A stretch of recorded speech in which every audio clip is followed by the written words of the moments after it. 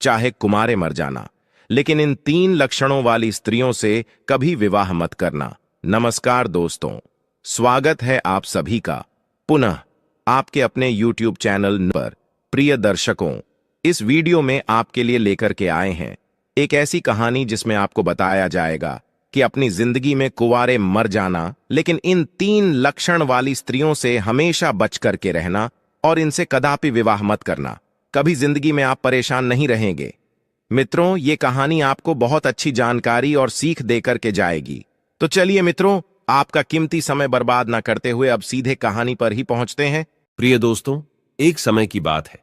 किसी जंगल में तोता और मैना का जोड़ा एक वृक्ष के डाल पर बैठा हुआ था। तोता ने मैना से कहा कि हे मैना रानी, आज का समय बहुत ही बदल चुका है। मैना कहने लगी, पिया जी, ऐसा क्या समय बदल चुका है? तब तोता कहता है कि हे मैना रानी, समय इतना बदल गया है कि आजकल की स्त्रियां और आजकल की लड़कियां बहुत ही स्वार्थी बन चुकी हैं, क्योंकि स्त्रियां अपने स्वार्थ के लिए कुछ भी करने के लिए तैयार हो जाती हैं।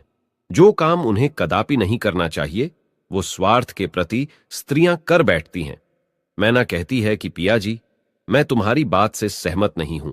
स्त्रियां कैसे स्वार्थी हो सकती हैं? आप हमारी नारी जाति की बुराई कर रहे हैं। तोता कहता है, नहीं मैना, तुम हमारी बात पर विश्वास करो। तब मैना कहती है, नहीं स्वामी, मैं तुम्हारी बात पर विश्वास नहीं कर सकती हूं। तब तोता कहता है, ठीक है मैना, जब तुम्हें विश्वास नहीं है तो आइए हम आपके लिए एक कहानी सुनाते हैं, और इस कहानी को सुनने के साथ साथ तुमको यह विश्वास हो जाएगा कि तुम्हारी नारी जाति कितनी स्वार्थी बन चुकी है और अपने स्वार्थ के लिए कितने गलत गलत काम करने के लिए तैयार हो जाती है। दोस्तों, तभी मैना कहती है, ठीक है स्वामी, पहले आप वह कहानी सुनाइए और सिद्ध करके बताइए कि हमारी नारी जाति स्वार्थी है या नहीं है। दोस्तों, तब वो तोता अपने मैना रानी को वह कहानी सुनाता है। तोता कहता है, हे मैना, एक समय की बात है, किसी नगर में 3 दोस्त रहते थे। एक राजा का लड़का था जो राजकुमार था, एक बनिया का लड़का था और एक साहूकार का लड़का था। 3 दोस्त थे। तीनों में बहुत गहरी दोस्ती थी, क्योंकि वह तीनों साथ साथ पढ़े थे और साथ ही साथ बड़े भी हुए थे। राजा का जो लड़का था, जो राजकुमार था, उसकी शादी भी हो चुकी थी। मित्रों, एक दिन की बात है, तीनों दोस्त राजा के बगीचे में टहल रहे थे। तो राजकुमार, जो राजा का लड़का था, वह अपने दोस्तों से कहता है, भाई, कल चलते हैं और अपनी पत्नी को उसके मायके से बुला करके ले आते हैं, क्योंकि बहुत दिन हो चुके हैं और हमें अपने पत्नी की बहुत याद आ रही है। इसीलिए कल ससुराल में चलते हैं और तुम हमारे साथ चलो और हम अपनी पत्नी को बुला लाए। तब इन दोनों दोस्तों ने कहा, जो साहूकार का लड़का था और बनिया का लड़का था, इन दोनों ने बोला, भाई, तुम तो अपने ससुराल में पहुंच जाओगे और ससुराल में ससुर जी के महल में आराम से सोओगे, लेकिन हम कहां जाएंगे? तब राजकुमार कहता है, मेरे भाई, तुम कोई सराय देख लेना और एक रात की ही तो बात है, रात सराय में काट लेना और सुबह मैं अपनी पत्नी को लेकर के आ जाऊंगा और आराम से घर के लिए निकल चलेंगे। दोस्तों, राजकुमार के बात को सुन करके दोनों दोस्त, साहूकार का लड़का और बनिया का लड़का जो था, वो सहमत हो जाता है।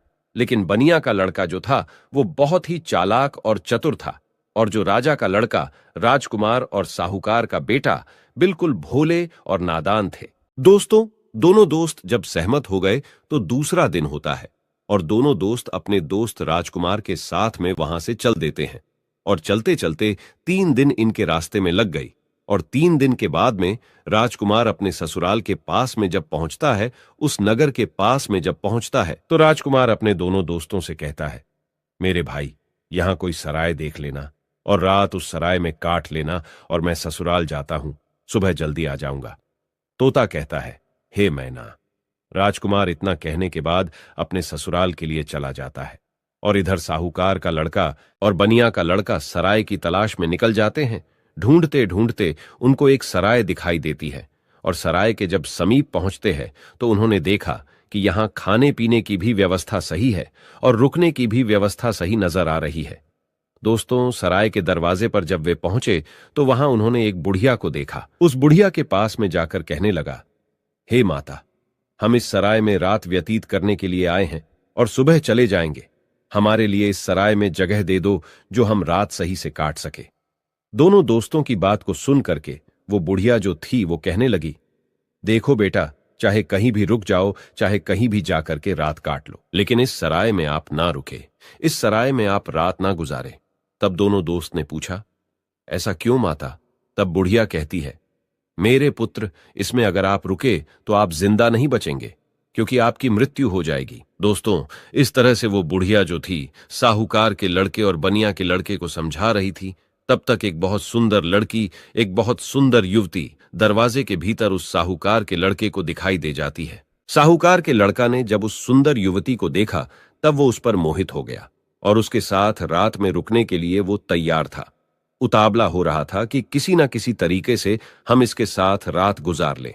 मित्रों, इधर वो बुढ़िया समझाती रही, लेकिन साहूकार का लड़का नहीं माना। साहूकार का लड़का जो था वो अपने दोस्त से कहता हुआ चला गया कि दोस्त, तुझे कहीं जगह मिल जाए तो तू रुक लेना, पर हम तो इसके साथ में ही रुकेंगे। दोस्तों, इतना कहने के बाद में वो साहूकार का लड़का जो था उस सुंदर युवती के साथ में रुकने के लिए वो अंदर चला गया, और जो सराय में एक हॉल टाइप का रूम यानी हॉल जैसा एक कमरा था वो बहुत गहरा और लंबा था। उसमें वो सुंदर युवती के साथ में साहूकार का बेटा चला जाता है। दोस्तों, इधर रात हो चुकी थी और सोने का भी वक्त कुछ समय में होने वाला था।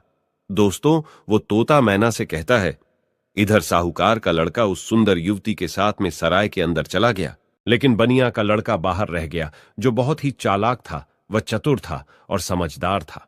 बनिया का लड़का ने उसे रोका भी, लेकिन वो नहीं माना। अब दोस्तों, बनिया का लड़का जो था वो बुढ़िया के पास फिर से पहुंचता है और कहता है, हे बूढ़ी माता, मैं आपकी बात को समझा नहीं। आपने कहा कि इस सराय में जो रुकेगा उसकी मृत्यु हो जाएगी और वह सुबह जिंदा लौट करके नहीं आएगा। इसका क्या कारण है? बताने की कृपा करें।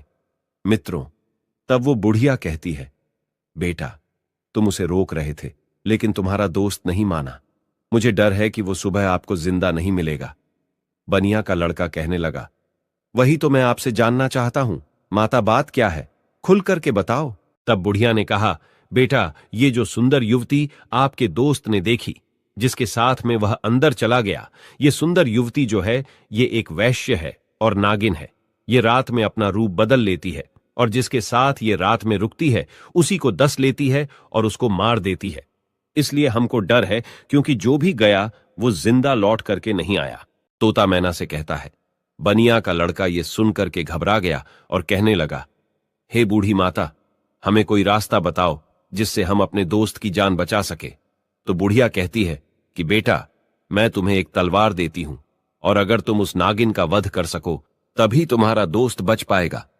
बनिया का लड़का समझदार और चतुर था, वो तैयार हो गया और कहने लगा, माता, लाइए तलवार, मैं अपने दोस्त का जान जरूर बचाऊंगा, चाहे हमारी जान ही क्यों ना चली जाए। मित्रों, बुढ़िया बनिया के लड़के को तलवार देती है और वो चुपके से सराय के अंदर घुस जाता है, और जहां उसका दोस्त साहूकार का बेटा उस वैश्य के साथ में लेटा हुआ था, वही पास में एक कोने में जाकर के बैठ जाता है और इंतजार करने लगता है कि कब ये नागिन का रूप धारण करे और हम इसको मारे। दोस्तों, आधी रात का समय होने वाला था और तभी वह सुंदर युवती जो नागिन थी वह अपना रूप बदलती है और जैसे ही साहूकार के लड़के को काटने वाली होती है तो उसका दोस्त बनिया तलवार लिए तो बैठा ही था, एकदम से उसने तलवार चलाई और उस नागिन का वध कर दिया और वो सुंदर युवती मर गई। दोस्तों, इस तरीके से उसने अपने दोस्त की जान बचाई और उस मरी हुई नागिन को पलंग के नीचे रख दिया एवं छिपा दिया। दोस्तों, तब तोता मैना से कहता है, वो बनिया का लड़का जो था इतना काम करने के बाद, अपने दोस्त की जान बचाने के बाद सराय से बाहर निकल आता है, और जब बाहर निकल आया तो उसने क्या देखा कि एक सुंदर स्त्री जो है वह जंगल की तरफ जा रही है। उसने देखा और विचार किया कि यह सुंदर स्त्री जंगल में इतनी रात में कहां जा रही है। हमें देखना चाहिए, इसके पीछे पीछे जाना चाहिए और ये जानकारी लेना चाहिए कि ये जा कहां रही है। वो बनिया का लड़का जिसके हाथ में तलवार था, जिसने नागिन का वध किया था, वो उस सुंदर स्त्री के पीछे चल देता है और वो बनिया का लड़का सोचता जा रहा है कि देखे ये कहां जा रही। वो स्त्री चलती चली गई और जंगल में एक साधु का आश्रम था और वो स्त्री साधु के आश्रम पर पहुंच गई और जाकर के उसने साधु से मुलाकात की और वो सारा नजारा बनिया का लड़का दूर से ही देख रहा था। जब उसका जाने का समय हुआ तो साधु से मिलने के बाद फिर वो सुंदर स्त्री हाथ जोड़ करके कहने लगी, आज आपसे मेरी आखिरी मुलाकात है। साधु कहने लगा, वो क्यों? तो वो सुंदर स्त्री जवाब देती है, हमारे पति हमें लेने के लिए आए हैं और अभी हमारे घर पर ठहरे हुए हैं। कल मैं अपने पति के साथ ससुराल चली जाऊंगी। आज के बाद फिर मैं आपसे मिलने के लिए नहीं आ पाऊंगी। तब वो साधु कहने लगा, रोजाना तो हमारे पास आती थी, लेकिन अब हमें धोखा देकर के जा रही हो और कह रही हो कि अपने पति के साथ जा रही हो। तब वो सुंदर स्त्री जवाब देती है, हाँ, मेरा पति मेरे घर पर ठहरा हुआ है और कल मैं ससुराल चली जाऊंगी। हमें माफ करना, अब मैं आज के बाद तुम्हारे पास मिलने नहीं आऊंगी। दोस्तों, उस सुंदर स्त्री के बात को सुनकर साधु को गुस्सा आ जाता है और साधु जो है गुस्सा में उसकी नाक काट देता है। और जब उसकी नाक कट जाती है तो उसे पीड़ा होती है और वो पीड़ा को सहन करती हुई चिल्लाती हुई अपने घर के लिए भाग खड़ी होती है। इधर दोस्तों, वो बनिया का लड़का सारी बातें सुन रहा था और ये नजारा देख रहा था। उस बनिया के लड़का को बहुत गुस्सा आ गया और उसने गुस्से में साधु को मार दिया, उसकी हत्या कर दी और उसको मार करके वहां से तुरंत वे चल देता है और आगे चल करके एक मंदिर था और उसी मंदिर में जाकर के छिप कर भीतर बैठ गया। अब वो सोचता है कि हे प्रभु, इस दुनिया में हो क्या रहा है। अब इधर जो वो बनिया का लड़का मंदिर के अंदर बेचारा चुपचाप बैठा हुआ था, वहां पर कुछ चोर आते हैं और चोर मंदिर के बाहर से हाथ जोड़ करके कहता है, हे देवी मां, हम चोरी करने के लिए जा रहे हैं और अगर ये हमारी चोरी आसानी से हो जाए और हम ना पकड़े गए तो कल हम तुम्हारे पास तुम्हारे लिए राजा के लड़की को लाएंगे और उसकी बलि चढ़ाएंगे। इतना कहने के बाद में वो चोर अपनी चोरी करने के लिए चले जाते हैं और जो अंदर बनिया का लड़का बैठा था, उसने जब चोरों की बात को सुना तो उसके पैरों तले जमीन खिसक गई और वो कहता है, ये क्या है? यहां भी एक हत्या होने वाली है। हे प्रभु, ये हो क्या रहा है? दोस्तों, वो बनिया का लड़का विचार करता है, चाहे कुछ भी हो जाए लेकिन मैं राजा की लड़की की हत्या नहीं होने दूंगा। ये सोच करके वो मंदिर में बैठा रहा। इधर दोस्तों, क्या हुआ कि वो स्त्री जो थी जिसकी नाक साधु ने काटी थी, वो अपने घर पर पहुंची और उसने रोना धोना बंद किया। बाकी पीड़ा तो सता रही थी। उसने विचार किया, अगर सुबह लोग हमको देखेंगे तो पता नहीं, ना जाने मेरे बारे में क्या कहेंगे। हमें शर्म से अपना सर नीचा झुकाना पड़ेगा। क्यों ना हम अपने पति को फंसा दे और ये कह दे कि हमारे पति ने मेरी नाक काट ली। तो वही हुआ। सवेरा होने वाला था और जैसे ही थोड़ा प्रकाश होने को था, तभी वो चिल्लाने लगी और कहने लगी कि देखिए देखिए, हमारे पति ने हमारी नाक काट ली। दोस्तों, घर वाले जो थे वो एकदम से भाग करके आते हैं और उसके पति को बंदी बना लेते हैं। जो वो राजकुमार था, जो राजा का लड़का था, उसको पकड़ लेते हैं और पकड़ करके वहां से राजा के सामने पेश कर देते हैं। राजा वो सारा वृतांत जान करके उसको जेल में डाल देता है। तब तोता मैना से कहता है, हे मैना रानी, अब आगे सुनिए क्या हुआ। इधर पूरा दिन व्यतीत हो गया। उसका दोस्त जो बनिया था, उसने पूरा दिन इधर उधर बैठ करके काट लिया और जब रात हो गई तब उसी मंदिर में जाकर के वे छिप करके बैठ गया, क्योंकि उसे मालूम था कि ये चोर राजा के लड़की को पकड़ करके जरूर लाएंगे, उसकी हत्या जरूर करेंगे, लेकिन मैं उसकी हत्या नहीं होने दूंगा। जब रात हो गई तो मंदिर में जाकर के तलवार लेकर के छिप कर बैठ गया और इधर आधी रात जब होती है तभी वो चोर राजा के लड़की को पकड़ करके लाते हैं और मंदिर के बाहर बैठ जाते हैं। कुछ देर बैठ करके बातें करते हैं और कहते हैं, देवी मां ने हमारी बातें सुन ली हैं, कितनी बढ़िया हमें चोरी करवा दी, पकड़े भी नहीं गए और बहुत मालदार भी बन जाएंगे क्योंकि हमने बहुत माल लूटा है। इस तरीके के बातें कुछ देर करते रहे। फिर उनमें से एक बोला, देख भाई, अब उस लड़की को जल्दी ले जा और देवी मां के सामने उसका सिर काट देना और उसकी बलि चढ़ा देना। तो दोस्तों, उन चोरों में से एक चोर जो था वो राजा के लड़की को पकड़ करके अंदर मंदिर में प्रवेश करता है और देवी मां की जहां पर मूर्ति थी वहां पर ले जाता है और उस लड़की का सिर काटने के लिए जैसे ही वो चोर जाता है तो बनिया का लड़का तो वहां तैयार ही बैठा हुआ था और वो चोर राजा के लड़की का सिर नहीं काट पाया, उसकी बलि नहीं चढ़ा पाया, क्योंकि उससे पहले ही बनिया के लड़का ने उस चोर को मार दिया और चोर को मार करके उसकी लाश को एक बगल में रख दिया। इधर दोस्तों, उन चोरों में से एक चोर कहता है, देख भाई, वो हमारा एक साथी गया है, वो लौट करके नहीं आया है। अरे तू जा और देख करके आ कि उसने बलि चढ़ा पाई या नहीं चढ़ा पाई। दोस्तों, ऐसे ही दूसरा चोर जो है जैसे ही मंदिर में प्रवेश करता है तो वो बनिया का लड़का तैयार बैठा हुआ था, उसने उसको भी मार दिया। कहने का मतलब यह है कि इसी तरीके से उस बनिया के लड़के ने जितने भी चोर थे सारे चोरों को मार दिया और उस राजा की लड़की की रक्षा की। जब सारे चोरों को मार देता है तब वो लड़की निर्भय हो जाती है और उसके बाद में वो बनिया का लड़का राजा की लड़की से कहता है कि चलो हम तुम्हारे घर तक तुम्हें छोड़ देते हैं। दोस्तों, राजा की लड़की घबराई हुई थी, उस बनिया के लड़के के साथ में चल देती है और इधर राजा की जो लड़की थी वो बनिया के लड़के से प्रेम करने लगी और कहने लगी कि हम तुमसे विवाह करना चाहते हैं। दोस्तों, बातों ही बातों में वो लोग राजा के घर तक पहुंच गया और घर के दरवाजे पर जैसे ही पहुंचा तो बनिया का लड़का ने मना कर दिया, नहीं, मैंने तुम्हारी रक्षा की है, इसका मतलब ये नहीं है कि मैं तुमसे विवाह करूं, मैं ऐसा कदापि नहीं कर सकता। राजा की लड़की को गुस्सा आ गया और कहने लगी, अगर आप हमारे साथ शादी नहीं करेंगे तो मैं आपको जेल में डलवा दूंगी। बनिया का लड़का कहने लगा, जैसी आपकी मर्जी, लेकिन मैं शादी नहीं करूंगा। दोस्तों, तभी राजा की लड़की दरवाजे पर चिल्लाती है और कहती है, बचाओ, ये हमको पकड़ करके ले जाना चाहता था और ये हमारी इज्जत लूटना चाहता था। दोस्तों, राजा की लड़की को चिल्लाते हुए सैनिकों ने देखा तो सैनिकों ने भाग करके उस बनिया के लड़के को पकड़ लिया और राजा के सामने पेश कर दिया और कहा कि राजा साहब, ये तुम्हारी लड़की की इज्जत लूटना चाहता था, ये आपकी लड़की को पकड़ करके ले जाना चाहता था। वो तो आपकी लड़की चिल्लाने लगी, इसलिए मैंने बचा लिया। अगर वो नहीं चिल्ला पाती तो ये आपके लड़की के इज्जत के साथ खिलवाड़ कर देता।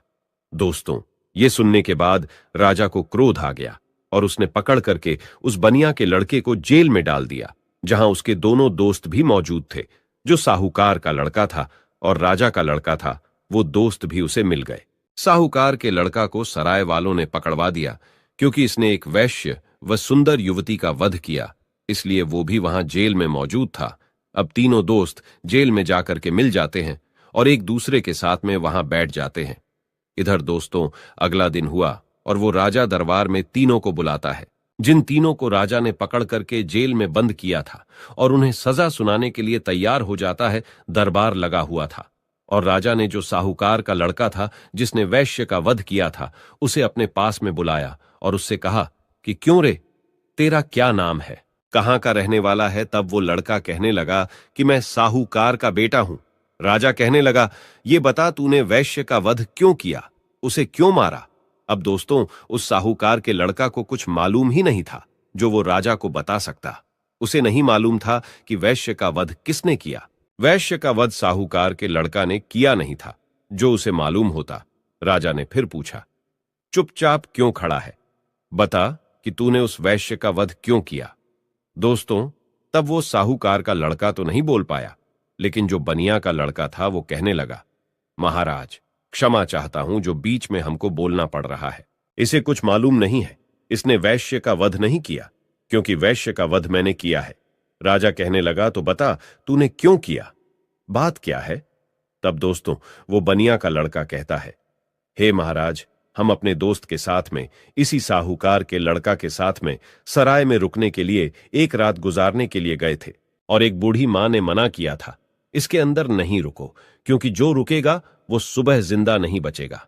लेकिन ये हमारा दोस्त नहीं माना और उसने सुंदर वैश्य को देख करके रात गुजारने के लिए अंदर सराय में चला गया।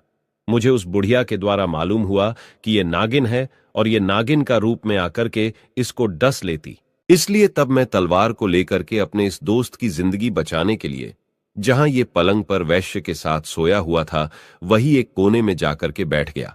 और जैसे ही उस वैश्य ने रूप बदला और नागिन बन करके हमारे दोस्त को डसने के लिए तैयार हुई, मैंने तुरंत उसको मार दिया। अगर आपको विश्वास नहीं है तो जहां पलंग पड़ा हुआ है उसके नीचे हमने मरी हुई नागिन रख दी है, आप देख लीजिए। दोस्तों, तब राजा ने सैनिकों को भेजा और वहां सैनिकों ने जाकर के वही मरी हुई नागिन पाया और आकर के सारी बात राजा को बताया कि सत्य बात है। तो दोस्तों, राजा प्रसन्न हो गया और कहने लगा, ठीक है, तूने दोस्ती का फर्ज निभाया है, जो अपनी दोस्त की जिंदगी बचाई है। दोस्तों, राजा साहूकार के लड़का को छोड़ देता है। उसके बाद में राजा जो था वो राजकुमार, यानी कि जो राजा का लड़का राजकुमार जो था, उसको बुलाता है और उससे पूछता है कि तू बता कि तूने अपनी पत्नी की नाक क्यों काटा। अब दोस्तों, उसको भी नहीं मालूम था नाक किसने काटी है, वो भी चुपचाप खड़ा था। राजा ने फिर दोबारा पूछा कि बोल क्यों नहीं रहा है कि तूने अपनी पत्नी की नाक क्यों काटा। तब दोस्तों, वो बनिया का लड़का फिर से हाथ जोड़ करके कहने लगा कि महाराज क्षमा करे, इसको भी नहीं मालूम इसने अपनी पत्नी की नाक नहीं काटी है। नाक किसने काटी है वो सारा वृत्तांत मैं आपको सुनाता हूं। तब उस बनिया के लड़के ने राजा को बताया कि ये लड़की साधु से प्रेम करती है। रात में साधु से मिलने के लिए गई, मैं इसके पीछे पीछे गया। इसने कहा कि मैं कल से तुमसे मिलने नहीं आ सकती, मेरा पति मुझे लेने के लिए आया है। ये सुनकर के उस साधु ने इसकी नाक काट ली और इसने आकर के अपने पति को फंसा दिया। इसने गलत किया। राजा कहने लगा, मैं तेरी बात पर विश्वास कैसे करूं? तब उस बनिया के लड़के ने कहा, महाराज सैनिकों को भेजिए जहां उस साधु का आश्रम है। देख लीजिए कि मैंने साधु का वध कर दिया है। दोस्तों, सैनिक जाते हैं, आश्रम पर उस मरे हुए साधु को देखते हैं, तो आकर के राजा को बताते हैं कि महाराज बात सत्य है। दोस्तों, तब वो राजा उस राजकुमार को भी छोड़ देता है, वो भी बच जाता है। दोस्तों, फिर तोता कहता है कि हे मैना, अब आई बारी उसी बनिया के लड़का की जिसने राजा के सामने अपने दोस्तों की जिंदगी बचाई। राजा उस बनिया के लड़का से बोलता है कि तूने तो अपने दोस्त को बचा लिया, लेकिन अब तू बता कि तू हमारी लड़की को पकड़ करके क्यों ले जाना चाहता था, इसके साथ में दुर्व्यवहार करना क्यों चाहता था, इसकी इज्जत से खिलवाड़ करना क्यों चाहता था। अब तू नहीं बचेगा। दोस्तों, तब वो बनिया का लड़का कहता है कि महाराज क्षमा करे, ये आपकी लड़की जो है ना, इसने हमें गलत फंसाया है। आपकी लड़की की बलि चढ़ाने के लिए कुछ चोर इसको पकड़ करके ले गए थे। मैं उसी मंदिर में था, मेरे हाथ में तलवार थी क्योंकि मैं साधु को मार करके आया, और आपकी लड़की को मारने के लिए जैसे ही एक चोर अंदर मंदिर में आता है, मैंने उसको मार दिया। दूसरा आता है, उसको भी मार दिया। इसी तरीके से जितने भी चोर थे मैंने सबको मार दिया, और सभी मंदिर में ही पड़े हुए हैं। अगर विश्वास नहीं है तो सैनिकों को भेज करके देख लीजिए। दोस्तों, वही हुआ। सैनिक जाते हैं मंदिर के पास में, मंदिर में जाकर के देखते हैं तो उन चोरों की लाशें पड़ी हुई थी। तो सैनिकों ने आकर के सारी बात राजा से कही कि महाराज बात सत्य है, आपकी लड़की की रक्षा इसने की है। इसने इज्जत से खिलवाड़ नहीं किया और ना ही इज्जत लूटने की कोशिश की है। वो बनिया का लड़का कहता है, हां राजा साहब, मैं आपकी लड़की को पकड़ करके क्यों ले जाऊंगा। और सुनिए महाराज, चोरों से बचा करके जब आपके लड़की को घर छोड़ने के लिए आ रहा था, तब आपकी लड़की हम पर आसक्ति हो गई, प्रेम करने लगी और विवाह करने की जिद करने लगी। मैंने कहा, मैं ऐसा कदापि नहीं कर सकता। मैंने जिस लड़की की रक्षा की है और उसके बदले में मैं उससे विवाह करूं, उसकी इज्जत से खिलवाड़ करूं, ऐसा मैं नहीं कर सकता। मैंने उसे मना किया तो उसने कहा, अगर तुम हमसे विवाह नहीं करोगे तो हम अपने पिता से कहकर तुम्हें जेल में डलवा देंगे। और उसने वही किया। बनिया के लड़के के बात को सुन करके राजा जो था, उसका चेहरा शर्म से नीचे झुक जाता है, और तब उसने बनिया के लड़के को आजाद कर दिया और माफी मांगी कि जाओ बेटा, तुम आजाद हो, तुम्हारी गलती नहीं है। इस तरीके से वो बनिया का लड़का जो था अपने दोनों दोस्तों को बचा लेता है और खुद भी बच जाता है, और तीनों दोस्त हंसते हंसते अपने नगर में चले आते हैं और आराम से फिर वही रहने लगते हैं। तो दोस्तों, अब वो तोता कहता है कि हे मैना, देख लिया, इस तरीके से नारी जात स्वार्थी बन चुकी है और अपने स्वार्थ के लिए गलत से गलत काम के लिए तैयार हो जाती है। अब उस गलत काम के लिए चाहे कुछ भी करना पड़े, चाहे कितने भी कष्ट झेलना पड़े, चाहे किसी के भी जिंदगी से खिलवाड़ क्यों ना करना पड़े, लेकिन ऐसी स्त्रियां नहीं मानती हैं। दोस्तों, अपने पिया तोता की बात को सुन करके मैना जो है वो चुप हो जाती है। उसके बाद में तोता कहता है, हे मैना रानी, इसीलिए तो मैं सोचता हूं कि चाहे भूखे मर जाना, लेकिन इन 3 लक्षणों वाली स्त्रियों से कभी विवाह मत करना। तोता समझाता है कि 3 लक्षणों वाली स्त्रियां ये है।